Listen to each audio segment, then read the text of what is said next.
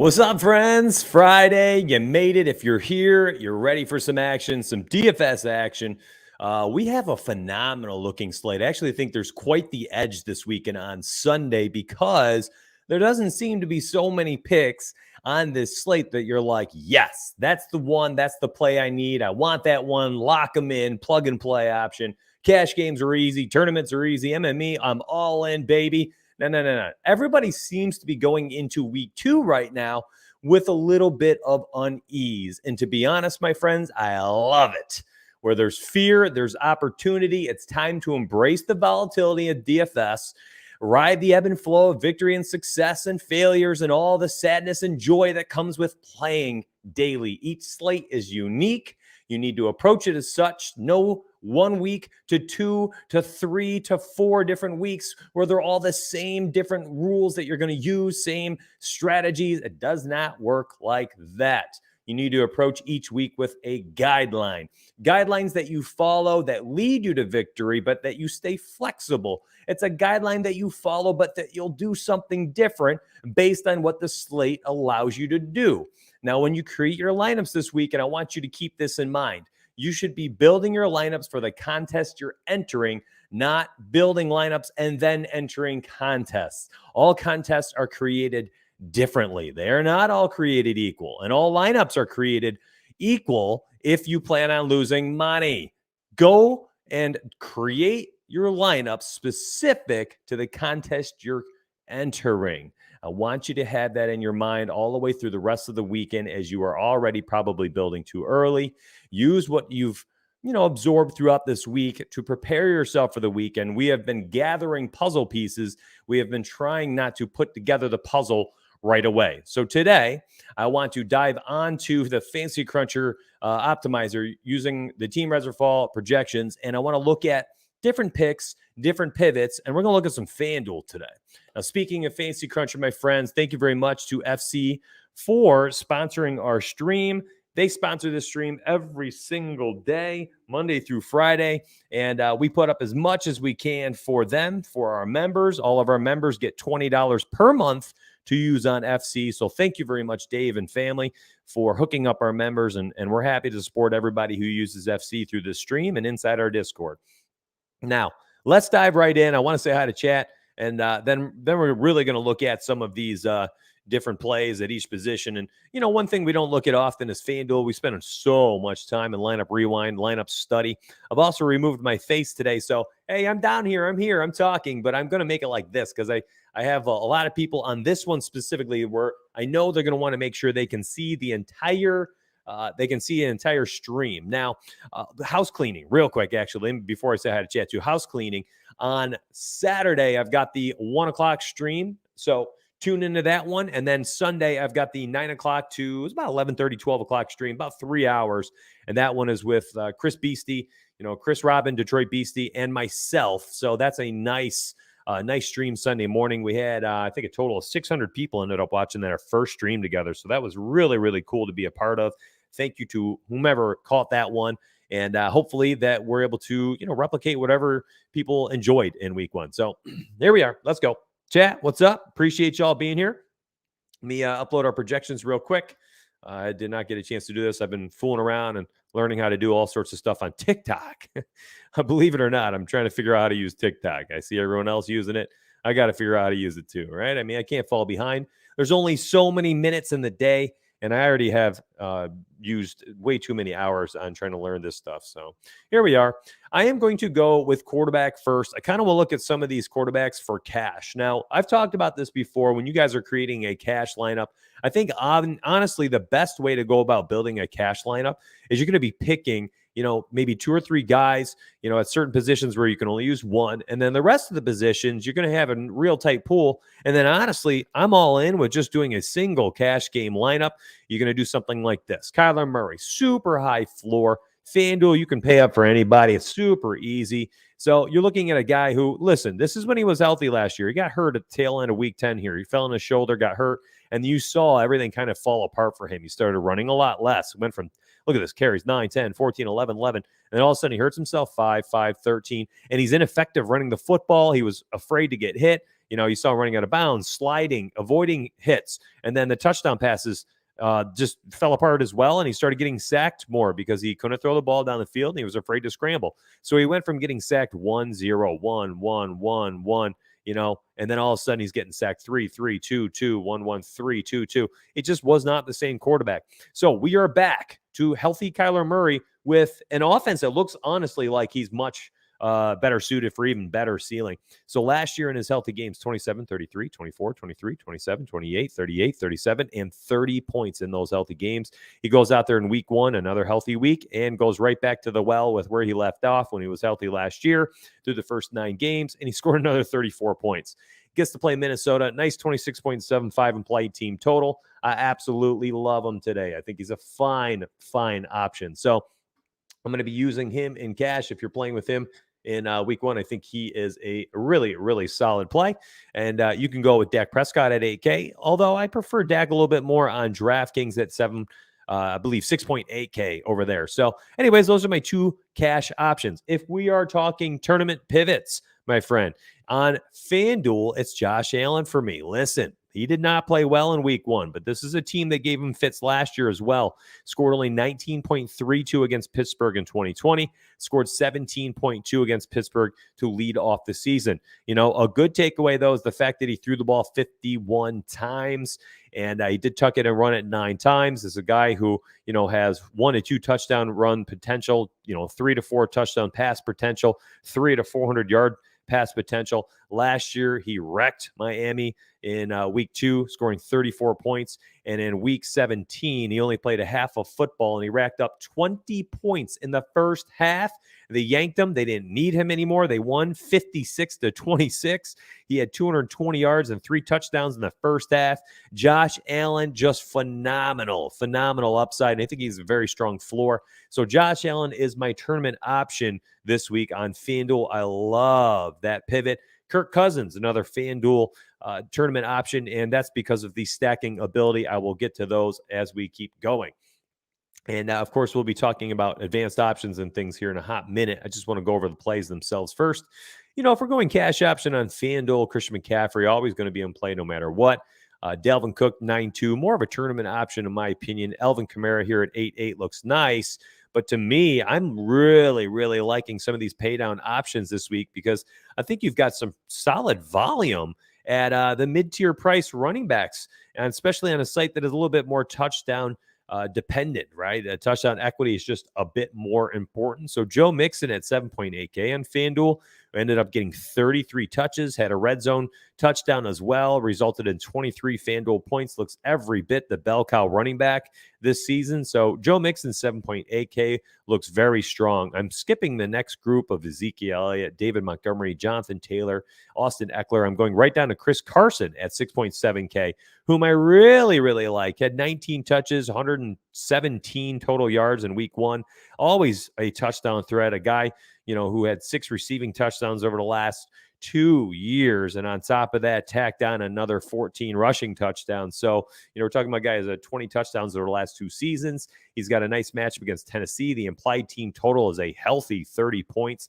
The only team with a higher one in week 2, only 2 teams with a higher one in week 2 on the main slate. Nick Chubb at 30.5 and that Cleveland Browns offense. And then down there, we've got the Tampa Bay Buccaneers hosting Atlanta. They have a healthy 32-point implied team total. So I've got CMC, Mixon, Carson. And then there's a couple 2 guys you can use as like fringe cash options, in my opinion.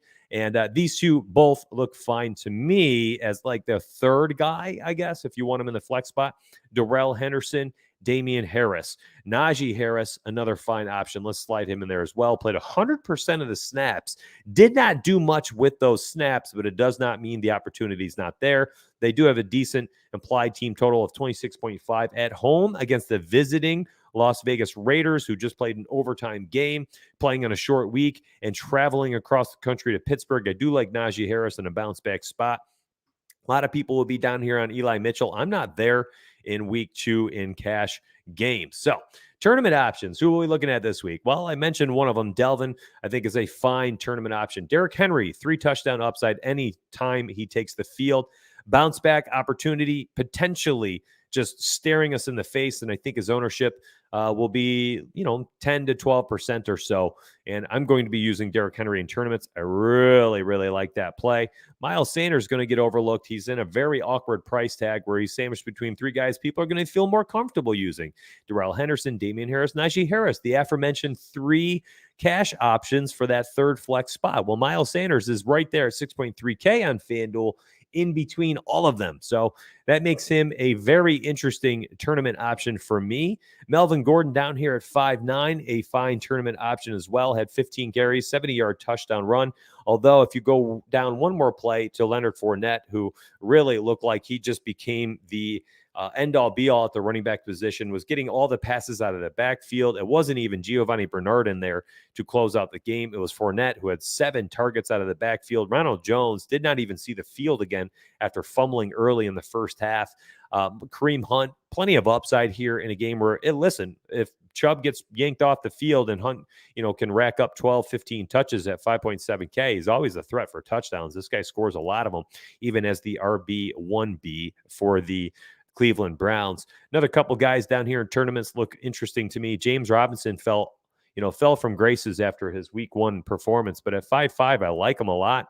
15 touch upside, maybe even 20 touches if he gets in the zone, if they ride the hot hand against Denver and, Carlos Hyde doesn't look good. James Robinson could be a tournament winner at 5.5. Javonte Williams had 15 touches as well. 1 catch, 14 carries. Listen, he's going to be a guy in 14 carries, 15 touches per game that is always due for potentially a big, big game at 5.5. So I do like paying down for him. And Trey Sermon, man, he burned everybody in week 1.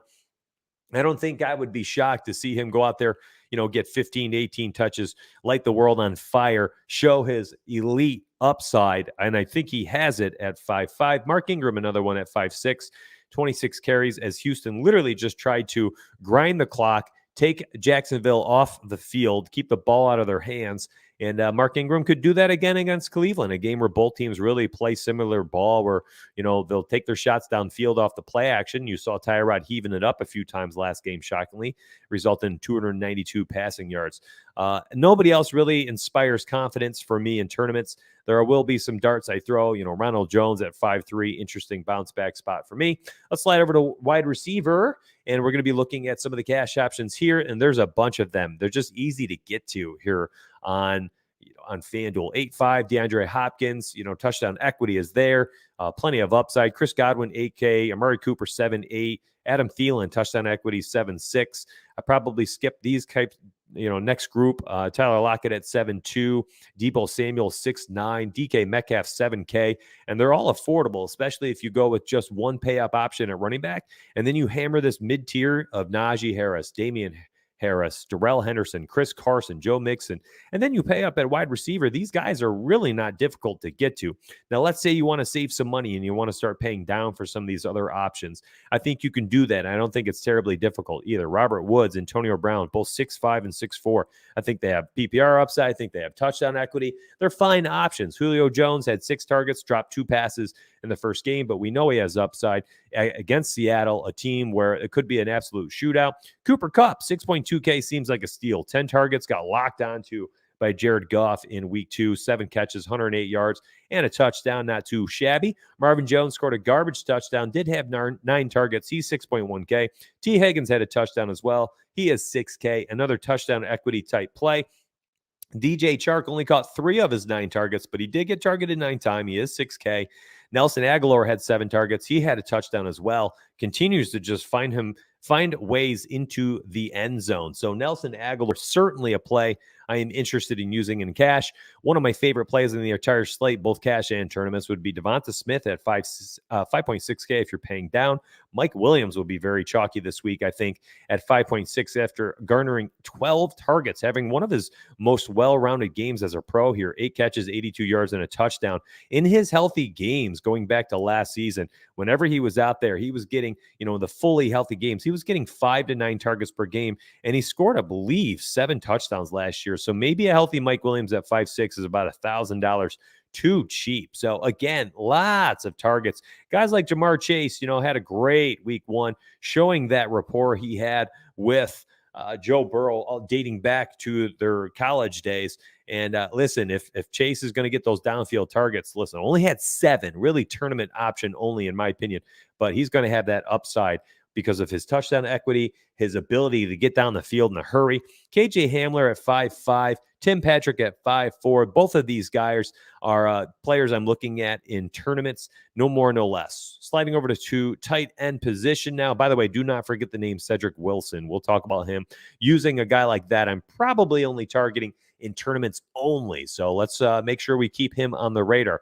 Now, tight ends, a little bit easier for me to identify exactly what I want to do here. It's Darren Waller in cash, and I'm probably not doing much else. If I pay down at all in cash, I'm going to Rob Gronkowski. So it's Darren Waller, or I'm paying down to Gronk, who has the highest touchdown equity potentially on the slate.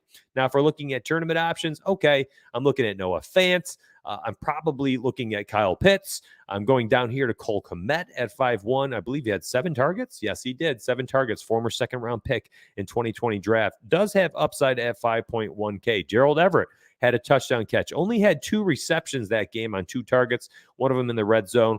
We have seen Russell Wilson provide tight end value in years past. Gerald Everett might be that guy now. Pay attention if Zach Ertz misses practice on Friday and Saturday. If he does, Dallas Goedert enters that tournament upside at 5.8K. Are there other options on this slate? Yeah, sure, absolutely. But honestly, my tight end pool is going to stay tight, and I'll go elsewhere and be more volatile. I guess embrace the volatility on other positions a bit more. And now on, FanDuel, when you're paying up for your defenses, it's not terribly hard, but understand that the pricing is very drastic. You're going all the way from 5K down to 3K for the top end to the bottom end of the pricing.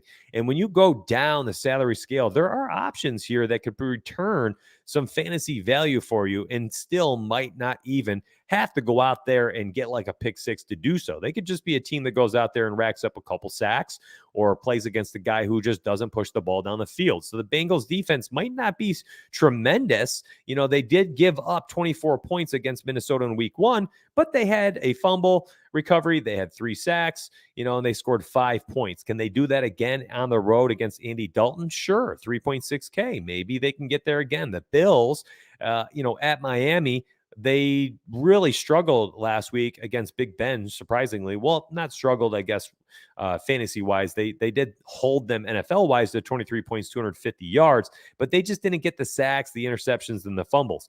But if you look at how they did against Miami last year, they racked up 4 sacks, 3 picks, 1 fumble, had 2 defensive touchdowns in 2 games against Miami. So the Bills in play at 3.7K in tournaments. You could probably even roll out the Eagles, I think would be an interesting option. They scored 10 points last week, had 3 sacks, only gave up 6 points at 260 total yards against Atlanta, and they looked really active. They were rushing the passer like crazy. They play San Francisco, who they did score 18 points off of in week 4 of the 2020 season, had 5 sacks, 2 picks, forced fumble, a touchdown return, and maybe they could replicate that in 2021 at home against the visiting Jimmy Garoppolo's. Now you've got the Bills at home against Miami. I usually like the Dolphins defense, but not against Josh Allen, who we saw not turn the ball over again in week 1. Just not something he does anymore. Suddenly has stopped doing so. The Browns defense, interesting in cash games, probably a fine option. Tampa, absolutely going to be one of my favorite cash options in week 2 against Atlanta, who looked absolutely miserable, who I think will struggle immensely against this defense because, listen, number 1, Tampa stops the run. Number 2, Atlanta can't run the football. Number 3, the only thing they can do is throw it, and they're going to be down by probably 3 touchdowns or so in the second half against Tampa, which means you get that ferocious front 7 for Tampa, rushing the passer nonstop for about 15 to 20 minutes to close out this game. That is where they'll rack up maybe 3-4 sacks in the final quarter and a half of football. They have a chance at a pick 6, interception return, a strip sack return for a touchdown, things like that. I think Tampa has maybe the highest upside on the entire slate. Using the projections for week 2, they are the second highest projected defense right now. When we are looking at Denver, I do like them a lot as well. Let's find the Broncos real quick. Broncos defense actually is 4.6K.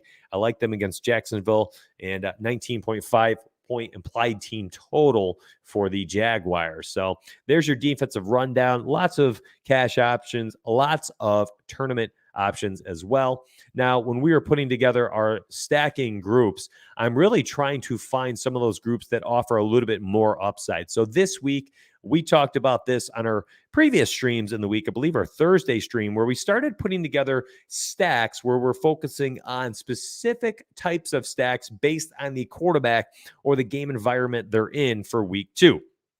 Now, if we're looking at this on Fanduel, we're talking about Kyler Murray group having both, DeAndre Hopkins and maybe Rondale Moore with Justin Jefferson and Adam Thielen. And then what we would do is create a group saying every single time that Kyler Murray is used, we would make sure that we have DeAndre Hopkins, Rondale Moore included, and we would make sure that at least one of them would be used every single time that Murray is in the lineup. And if that happens, what we are doing is we are creating a small stack. We're saying we want at least one of these 2 wide receivers being used in the Kyler Murray lineups. And on the other side, we can also say that we want Justin Jefferson and we want Adam Thielen to be included in this lineup building group.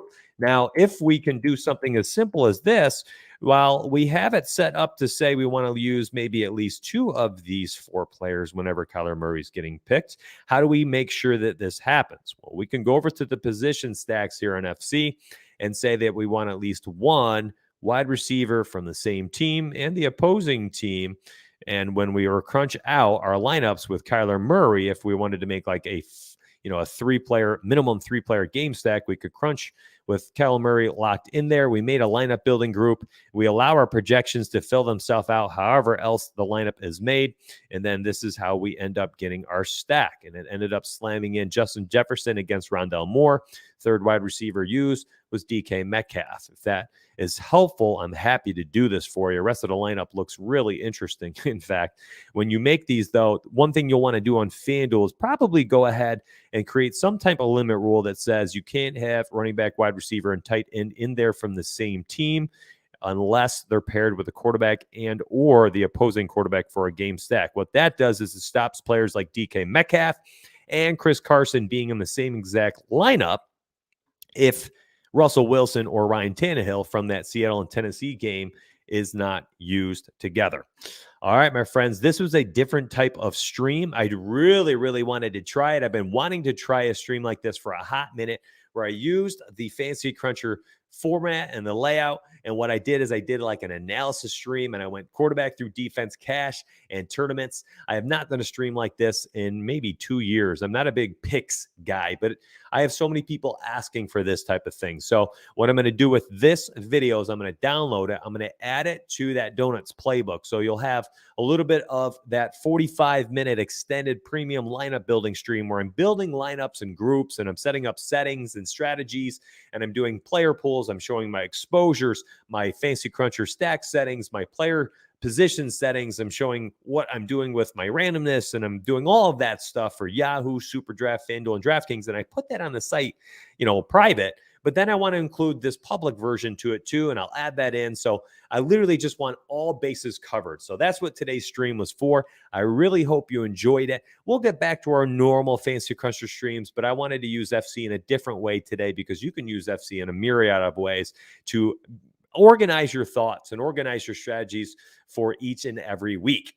If you want to join, if you want to try us out, if you want to use Fantasy Cruncher, you can do so with one stone. Yeah, you can throw that one stone and knock out a few different birds, whatever that stupid saying is. You can use promo code NFL50. You get 50% off your first month at teamriseorfall.com. You get $20 to use that Fantasy Cruncher. We'll support you on the inside. I hope to see you there. Thanks a lot for hanging out with me today and checking out a different type of stream. If you liked it, what I need you to do before you leave, hit the like button on that YouTube video. And then down below in the comment section, please, there's 50 of you watching right now live. I want each and every one of you just to give me some feedback. I love the idea. I love today. I did not like today. I'm not a big fan of pick shows. I want this hour to be specific to, all things strategy. Whatever your feedback is, please keep in mind how we use the other 9 hours of streams per week, actually 12 hours of streams per week, and then what I made this half hour specific, okay? So leave a comment right now after the stream, and I will see you tomorrow at 1 p.m., my friends. Have a great day, and take care. Stay healthy.